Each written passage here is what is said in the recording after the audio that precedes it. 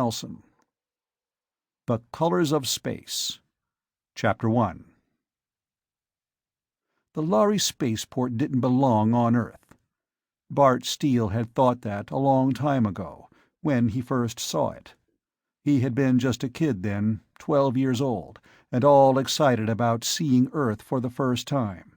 Earth, the legendary home of mankind before the age of space. The planet of Bart's far-back ancestors.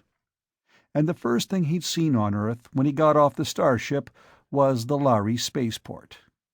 And he'd thought, right then, it doesn't belong on Earth. He'd said so to his father, and his father's face had gone strange, bitter, and remote. "A lot of people would agree with you, son," Captain Rupert Steele had said softly. "The trouble is, if the Lhari spaceport wasn't on Earth, we wouldn't be on Earth either. Remember that." Bart remembered it 5 years later, as he got off the strip of moving sidewalk. He turned to wait for Tommy Crendon, who was getting his baggage off the center strip of the moving roadway.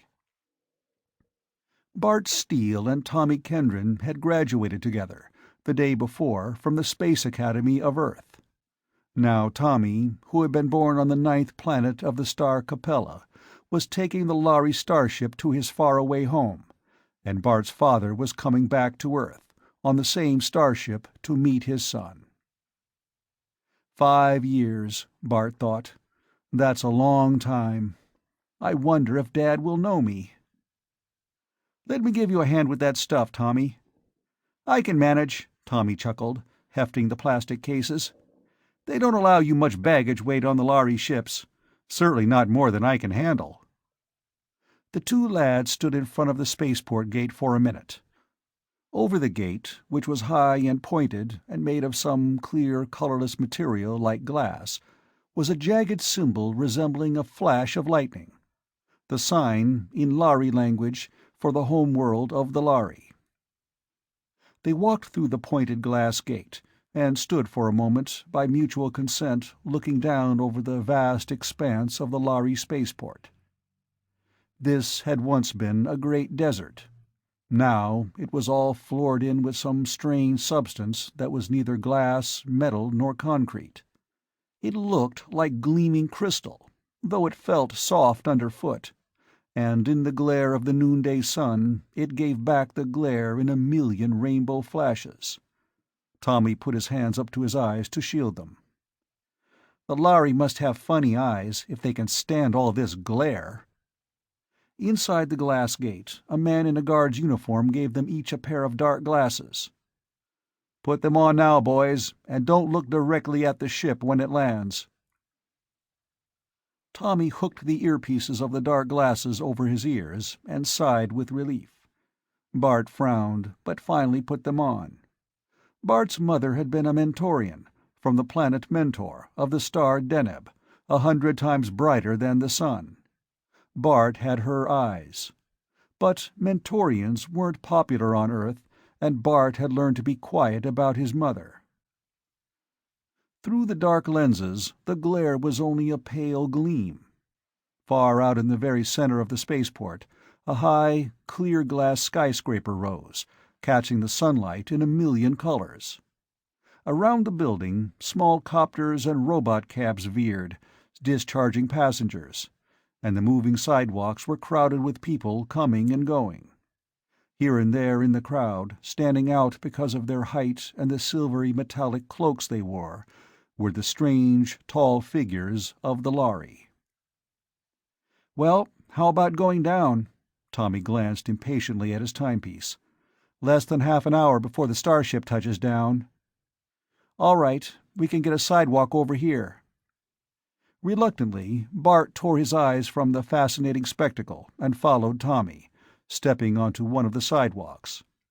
It bore them down a long, sloping ramp toward the floor of the spaceport, then sped toward the glass skyscraper, came to rest at the wide pointed doors, depositing them in the midst of the crowd. The jagged lightning flash was there over the doors of the building, and the words, "Here, by the grace of the Lhari, is the doorway to all the stars." Bart remembered, as if it were yesterday, how he and his father had first passed through this doorway. And his father, looking up, had said under his breath, "Not for always, son. Some day men will have a doorway to the stars, and the Lhari won't be standing in the door." Inside the building, it was searingly bright. The high, open rotunda was filled with immense mirrors, and glass ramps running up and down, moving staircases, confusing signs and flashing lights on tall, oddly shaped pillars. The place was crowded with men from all over the planet, but the dark glasses they all wore gave them a strange sort of family resemblance. Tommy said, "I'd better check my reservations." Bart nodded.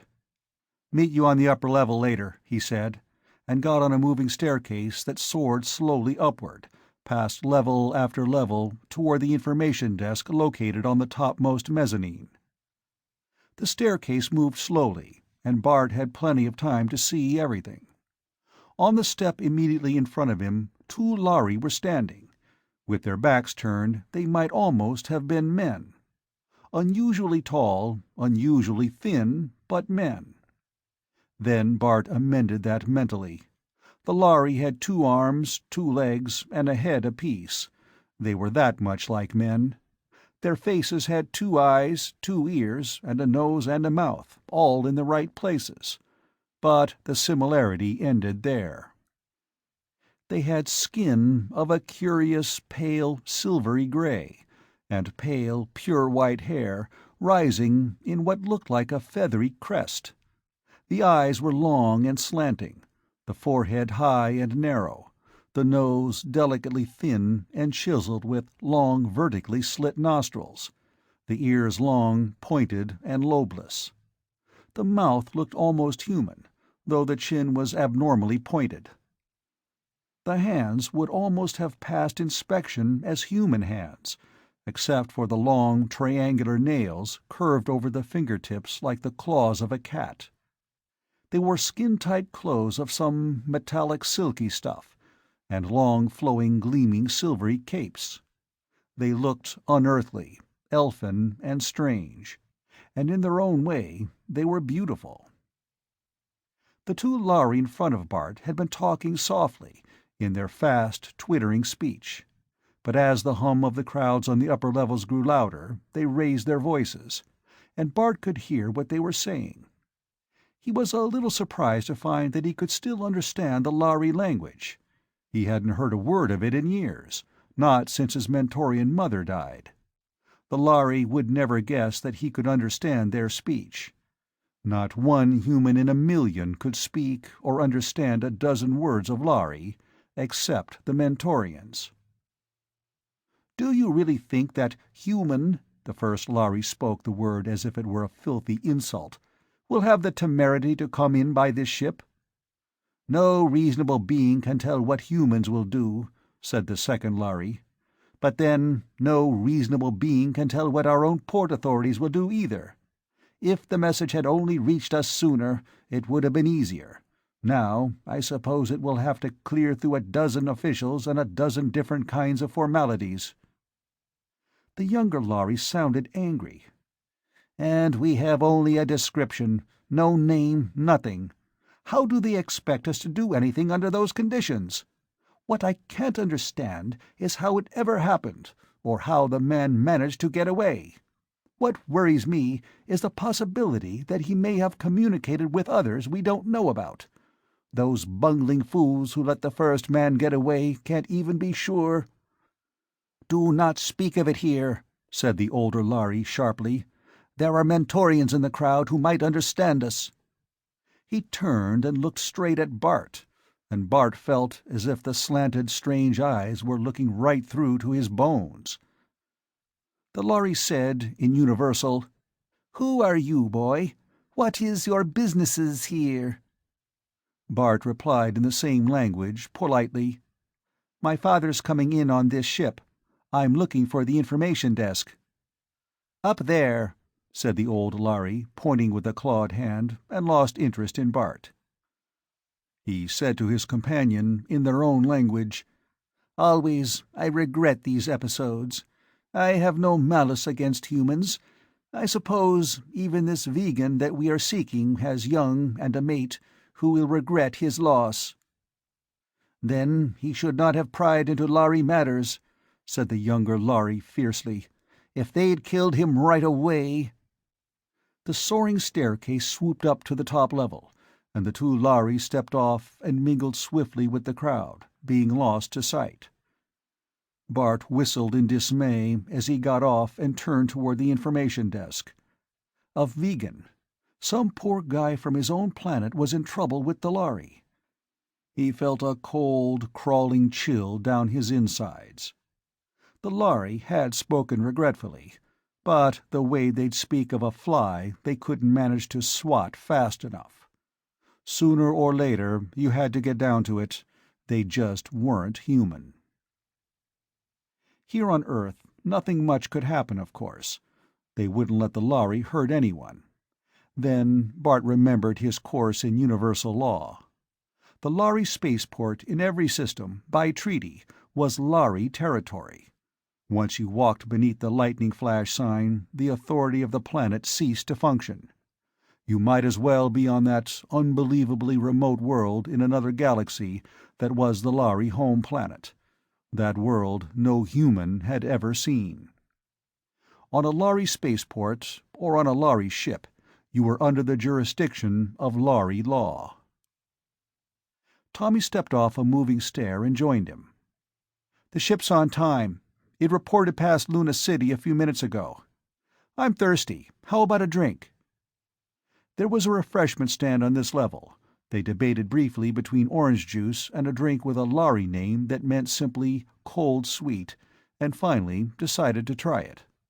The name proved descriptive.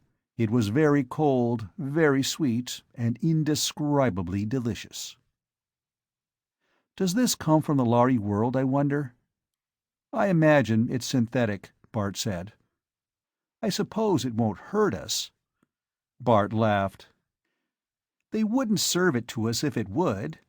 No, men and Lhari are alike in a lot of ways.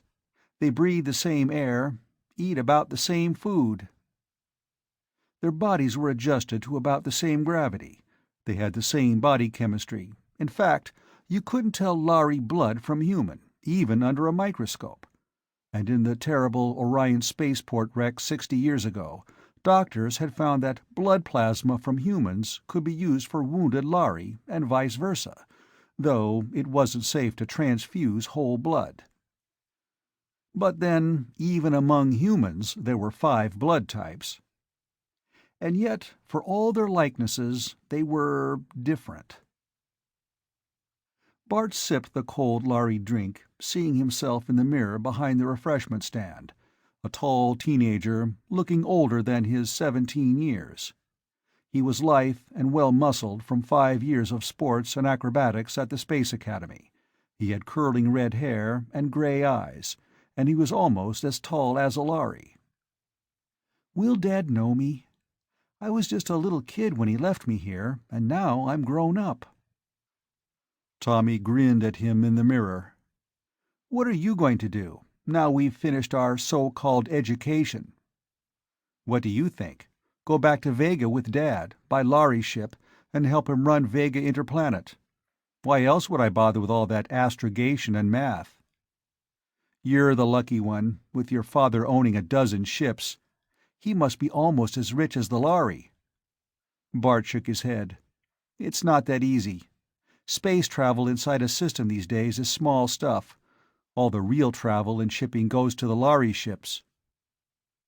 It was a sore point with everyone. Thousands of years ago, men had spread out from Earth, first to the planets, then to the nearer stars, crawling in ships that could travel no faster than the speed of light. They had even believed that was an absolute limit, that nothing in the universe could exceed the speed of light. It took years to go from Earth to the nearest star. But they'd done it. From the nearer stars, they had sent out colonizing ships all through the galaxy. Some vanished and were never heard from again, but some made it. And in a few centuries, man had spread all over hundreds of star systems. And then man met the people of the Lhari. It was a big universe, with measureless millions of stars, and plenty of room for more than two intelligent civilizations. It wasn't surprising that the Lhari, who had only been traveling space for a couple of thousand years themselves, had never come across humans before. But they had been delighted to meet another intelligent race, and it was extremely profitable. Because men were still held, mostly to the planets of their own star systems. Ships traveling between the stars by light drive were rare and ruinously expensive. But the Lhari had the warp drive, and almost overnight the whole picture changed. By warp drive, hundreds of times faster than light at peak, the years-long trip between Vega and Earth, for instance, was reduced to about 3 months, at a price anyone could pay. Mankind could trade and travel all over their galaxy, but they did it on Lhari ships. The Lhari had an absolute, unbreakable monopoly on star travel. "That's what hurts," Tommy said. "It wouldn't do us any good to have the star drive. Humans can't stand faster-than-light travel, except in cold sleep." Bart nodded. The Lhari ships traveled at normal speeds, like the regular planetary ships, inside each star system. Then, at the borders of the vast gulf of emptiness between stars, they went into warp drive. But first, every human on board was given the cold sleep treatment that placed them in suspended animation, allowing their bodies to endure the warp drive. He finished his drink. The increasing bustle in the crowds below them told him that time must be getting short. A tall, impressive-looking Lhari strode through the crowd, followed at a respectful distance by 2 Mentorians, tall, red-headed humans wearing metallic cloaks like those of the Lhari. Tommy nudged Bart, his face bitter. "Look at those lousy Mentorians. How can they do it? Fawning upon the Lhari that way. Yet they're as human as we are. Slaves of the Lhari." Bart felt the involuntary surge of anger instantly controlled. "It's not that way at all. My mother was a Mentorian, remember? She made 5 cruises on a Lhari ship before she married my father." Tommy sighed. "I guess I'm just jealous, to think the Mentorians can sign on the Lhari ship as crew, while you and I will never pilot a ship between the stars. What did she do?" "She was a mathematician. Before the Lhari met up with men, they used a system of mathematics as clumsy as the old Roman numerals. You have to admire them when you realize that they learned stellar navigation with their old system, though most ships use human math now. And of course, you know their eyes aren't like ours. Among other things, they're colorblind. They see everything in shades of black or white or gray. So they found out that humans aboard their ships were useful. You remember how humans, in the early days in space, used certain birds, who were more sensitive to impure air than they were? When the birds keeled over, they could tell it was time for humans to start looking over the air systems. The Lhari used Mentorians to identify colors for them. And since Mentor was the first planet of humans that the Lhari had contact with, they've always been closer to them." Tommy looked after the 2 Mentorians enviously. "The fact is, I'd ship out with the Lhari myself if I could, wouldn't you?" Bart's mouth twisted in a wry smile. "No," he said. "I could. I'm half Mentorian. I can even speak Lhari." "Why don't you? I would." "Oh, no you wouldn't," Bart said softly. "Not even very many Mentorians will. You see, the Lhari don't trust humans too much. In the early days, men were always planting spies on Lhari ships to try and steal the secret of warp drive. They never managed it, but nowadays the Lhari give all the Mentorians what amounts to a brainwashing, deep hypnosis, before and after every voyage, so that they can neither look for anything that might threaten the Lhari monopoly of space, nor reveal it, even under a truth drug, if they find it out. You have to be pretty fanatical about space travel to go through that. Oh, my mother could tell us a lot of things about her cruises with the Lhari. The Lhari can't tell a diamond from a ruby, except by spectrographic analysis, for instance. And she— A high gong note sounded somewhere, touching off an explosion of warning bells and buzzers all over the enormous building. Bart looked up. "The ship must be coming in to land." "I'd better check into the passenger side," Tommy said. He stuck out his hand. "Well, Bart, I guess this is where we say goodbye." They shook hands, their eyes meeting for a moment in honest grief. In some indefinable way, this parting marked the end of their boyhood. "Good luck, Tom. I'm going to miss you." They wrung each other's hands again, hard. Then Tommy picked up his luggage and started down a sloping ramp toward an enclosure marked "To Passenger Entrance." Warning bells rang again. The glare intensified until the glow in the sky was unendurable. But Bart looked anyhow, making out the strange shape of the Lhari ship from the stars. It was huge and strange, glowing with colors Bart had never seen before. It settled down slowly, softly, enormous, silent, vibrating, glowing. Then swiftly faded to white-hot, gleaming blue, dulling down through the visible spectrum to red. At last it was just gleaming, glassy, Lhari metal color again. High up in the ship's side, a yawning gap slid open, extruding stair-steps, and men and Lhari began to descend. Bart ran down a ramp and surged out on the field with the crowd. His eyes, alert for his father's tall figure, noted with surprise that the ship's stairs were guarded by 4 cloaked Lhari, each with a Mentorian interpreter. They were stopping each person who got off the starship, asking for identity papers. Bart realized he was seeing another segment of the same drama he had overheard discussed, and wished he knew what it was all about. The crowd was thinning now. Robot cabs were swerving in, hovering above the ground to pick up passengers, then veering away. The gap in the starship's side was closing, and still Bart had not seen the tall, slim, flame-haired figure of his father. The port on the other side of the ship, he knew, was for loading passengers. Bart moved carefully through the thinning crowd, almost to the foot of the stairs.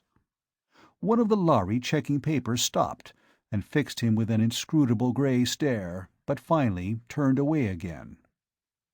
Bart began really to worry. Captain Steele would never miss his ship. But he saw only one disembarking passenger who had not yet been surrounded by a group of welcoming relatives, or summoned a robot cab and gone.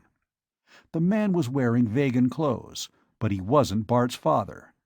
He was a fat little man, with ruddy cheeks and a fringe of curling gray hair all around his bald dome. Maybe he'd know if there was another Vegan on the ship. Then Bart realized that the little fat man was staring straight at him. He returned the man's smile, rather hesitantly, then blinked, for the fat man was coming straight toward him. "Hello, son," the fat man said loudly. Then, as 2 of the Lhari started toward him, the strange man did an incredible thing. He reached out his 2 hands and grabbed Bart. "Well, boy, you're sure grown," he said in a loud, cheerful voice. "But you're not too grown up to give your old dad a good hug, are you?" He pulled Bart roughly into his arms.